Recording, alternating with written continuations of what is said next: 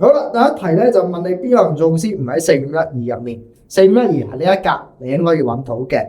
好啦，我哋睇睇有咩先。首先 A 係酒店 hotel，呢度有冇酒店咧？呢度都3間啦，點會冇啫？咁所以咧就一定係有嘅。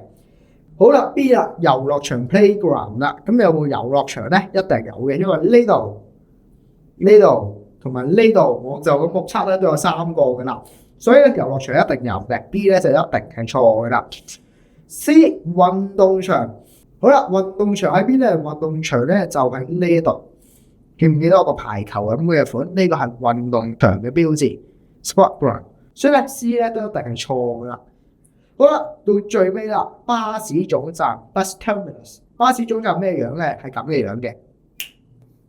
咁原先我見咧，你見到咧呢一格咧係冇啲咁嘅嘢嘅，咁所以咧巴士總站就唔喺呢一格入面啦。所以咧正確答案咧就 D 4多啦。